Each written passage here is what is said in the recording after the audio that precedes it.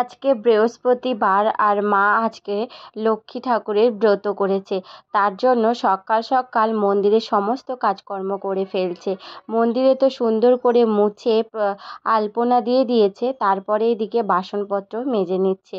আর মায়ের আজকে অনেকটা দেরি হবে পুজো দিতে, কারণ বৃহস্পতিবার 1.5 ঘন্টা তো লাগবেই পুজো দিতে। তো দেখো মা এদিকে সুন্দর করে সব বাসনপত্র মেজে নিচ্ছে। আর আজকে না, যেহেতু মা লক্ষ্মী ব্রত করেছে, তো তার জন্য বাড়িতে কোনো চাল জিনিস রান্না হবে না, মানে ভাত রান্না হবে না। আজকে রুটিই খাবে সবাই, দুপুরবেলা পর্যন্ত তো রুটি খাবে, আর ওই রাতের দিকে ভাত রান্না হতে পারে। তো তার জন্যে মা কালকে একটু ছোলা ভিজিয়ে রেখেছিল, রুটির সাথে একটু ছোলা আলুর তরকারি হবার জন্য। তো নিরামিষই বানাবো। তো দেখো আমি এদিকে ছোলাগুলো সব প্রেশার কুকারের মধ্যে নিয়ে নিলাম, আর একটু আলু কেটে রেখেছিলাম, সেগুলোকেও একসাথে দিয়ে একবারে চাপিয়ে দেব। তো প্রেশার কুকারে তো এদিকে এটা সিটি মারতে দিয়ে দিয়েছি, সেদ্ধ হয়ে গেলে তাড়াতাড়ি করে হয়ে যাবে। আর এদিকে দেখো আমি আটা নিয়ে নিয়েছি, আটাটাকে মেখে নেব। আমি ওদিকে তো আটা মাখছিলাম, আর বাবা এদিকে নিয়ে এসেছে মাছ। এগুলো হচ্ছে পুকুর থেকে ধরে নিয়ে এসেছে। তো বাবা তো জালে কাজে যায়, তো সেখান থেকেই নিয়ে এসেছে। তোমরা তো সবাই দেখে বুঝতেই পেরেছো এটা হচ্ছে চারাপোনা মাছ। আর এদিকে আমি দেখো মাছটা, মানে সকালে রান্না বান্না তো আমি করেই নিয়েছিলাম। ওই বলেছিলাম যেমন তোমাদের রুটি আর হবে ছোলা আলুর তরকারি, সেটা করে সবাই খেয়েছি। আর এখন আমি মাছগুলো সব কেটে নেব। মাছগুলো কেটে নুন হলুদ মাখিয়ে একবারে ভাজা করে নেব। তো মাছ কাটতে তো আমার খুবই ভালো লাগে, তোমাদেরকে আমি আগেও বলেছি আমার বড় বড় মাছ কাটতে বেশি ভালো লাগে। আগে তো আমি একদমই মাছ কাটতে পারতাম না, কিন্তু বাবা এই যে জালের থেকে মাছ নিয়ে আসতো, আর আমি সেগুলো কেটে কেটে, মানে আমার অভ্যাস হয়ে গেছে। সেই থেকে আমার মাছ কাটতে খুবই ভালো লাগে।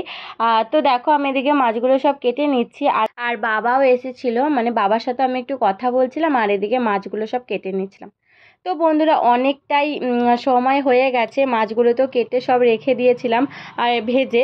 তো দেখো এখন 3টে মতো বেজে গেছে, ভাবছি রান্না বান্না সব চাপিয়ে দেব। তো বৌদি ওদিকে চলে গেছে রান্না করতে, আর এদিকে মা নিয়ে এসেছিলো নিম পাতা, সেগুলোকে আমি সব ছাড়িয়ে রেখে দিচ্ছি, একবারে ভেজে নেব। ভাবছিলাম নিম বেগুন করব, কিন্তু বৌদি আবার বলছে বেগুন দিলে নিম পাতা নাকি খেতে পারে না, নালে খায়, তো তার জন্য বেগুন আর দেবো না। আর দেখো ওদিকে আমি নিম পাতা টাতা সব ছাড়িয়ে নিয়েছি, এদিকে একটু জামা কাপড়গুলোকেও মানে তুলে নিতে এসেছি। জামা কাপড়গুলো না সব কটা এখনও ভালো করে শুকোয়নি, তো তার জন্যই আর কি, যেগুলো শুকায়নি সেগুলো একটু উল্টো করে মেলে দিচ্ছি, আর যে কটা শুকিয়ে গেছে সেগুলোকে আমি তুলে নিচ্ছি। আমি ভেবেছিলাম যে রান্নাটা করব, কিন্তু না আমি আবার একটু মানে আমার বর এসেছিলো বলে ওর সাথে একটু বেরিয়েছিলাম, দরকার ছিল। তো তার জন্য এসে দেখছি বৌদি রান্না বান্না সব করে নিচ্ছে। তো আমি আর কিছু বললাম না। তারপরে দেখো সন্ধে হয়ে গেছে, মা এসেছিলো, আর আমাদের এখানে মাঠে একটু নাম কীর্তন হচ্ছিলো, সেখানে একটু গেছিলাম দেখতে। আর এটা হচ্ছে তার পরের দিনের ভিডিও, দেখতে পাচ্ছ এটা হচ্ছে মহাশিবরাত্রির দিন।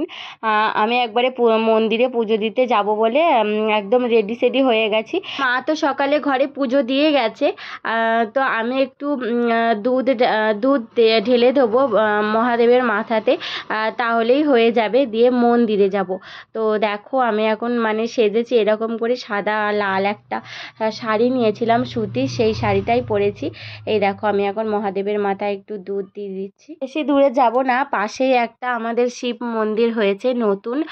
নতুন বলতে মন্দিরটা পুরনো ছিল, জানো তো, আগে কেউ অতটা যেত না, কিন্তু আমি গেছি ঢালতে, তো সেখানেই যাব। এখন ওটা নতুন করে করেছে, দেখতে বেশ ভালোই লাগছে, তোমরাও দেখতে পাবে। তো দেখো আমি এখন পুজোটা আগে ঘরে দিই, তারপরে যাব মন্দির। মাম্মাম সোনা না ঘুমাচ্ছে, ওকেও তুলতে হবে, দিয়ে রেডি করতে হবে। আর ওদিকে আমার বরকে বলে দিয়েছি, সে আসছে, তারপরে যাব। আর চলো আমি কীরকম মানে পুজো জিনিস সাজিয়েছি দেখিয়ে দিই।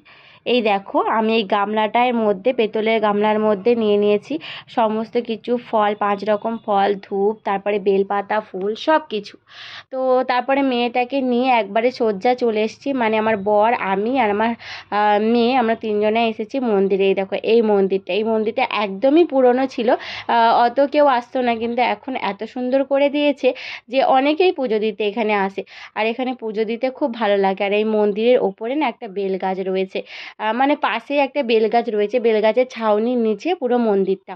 আর কালকে সারা রাত ধরে এখানে হচ্ছে নাম কীর্তন হয়েছে। আর আগামীকাল হচ্ছে এখানে খাওয়া দাওয়ার একটা আয়োজন করা হয়েছে, তো আমাদেরকেও বলেছিল আসতে, কিন্তু আমাদের ঠিক যাওয়া হয়ে ওঠেনি। আর আমার মেয়েটাকে দেখো, ও মন্দিরের চারপাশে মানে ঘুরে ঘুরে খেলা করছে, ও ওর মতন বেশ মজা করছে। আর দেখো এদিকে আমি এখন মহাদেবের মাথায় তো দুধ ঢালা হয়ে গেছে এখন, আর নন্দীজির কাছেও একটু আমি পুজো দিয়ে দিচ্ছি। আর দেখো ভেতরে না মানে মোমবাতিটা ধরানো বারণ, কারণ মন্দিরটা তো খুবই ছোট, একজনাই ঢুকে পুজো দিতে পারবে। তো তার জন্য বাইরে এখানটায় তো আমি প্রদীপ মোমবাতিটা ধরাচ্ছিলাম, কিন্তু না বারবার নিভেই যাচ্ছিল, কারণ চারপাশে তো গাছপালা, একটা সুন্দর হাওয়া বইছিল। আর দেখো এত ভালো লাগছিল এখানে, পরিবেশটা ভীষণ শান্ত, খুব মানে পুজো দিয়ে মনটা একবারে ভরে যায়। আর দেখো আমি পুজো দিচ্ছি আর আমার মেয়ে না দিয়ে থাকতে পারে, ও তো আমার কাছে আগে এসেছে, ওকে নিয়ে আমরা দুজনা মিলে পুরো পুজোটা কমপ্লিট করেছি। আর আমি তো এদিকে পুজো দিচ্ছি আর আমার মাথার ফুলটা কখন যে খুলে গেছিলো আমি বুঝতেই পারিনি। পরে যখন দেখেছি তখন আমি আমার বরকে বলছিলাম, তুমি আমাকে একটু বলতে পারলে না যে মাথার ফুলটা খুলে যাচ্ছিলো, কিন্তু ও বললো যে আমি খেয়াল করিনি, কিন্তু ওই ক্যামেরাটা ধরেছিল, বলছিল যে খেয়াল করিনি। তো যাই হোক, এখান থেকে আমাদের পুজোটা দেওয়া হয়ে গেছে, এখন আমরা বেরিয়ে যাচ্ছি। আর এই যে গাড়িতে উঠেছি ওখানেই আমার কোথায় মাথার ফুলটা খুলে পড়ে গেছে, আর আমি সেটাকে পাইনি। আর ফুলটা হচ্ছে আমার বৌদির ছিল, জানো তো, আমার খুবই খারাপ লাগছিল, ওর ফুলটাই হারিয়ে গেল। তো ওখান থেকে এসে আর এক জায়গাতেও আমি একটু পুজো দিয়ে নিয়েছি। তো বন্ধুরা, এই ভিডিওটা এতটাই, দেখা হবে আবার একটা নতুন অন্য ভিডিওর সঙ্গে।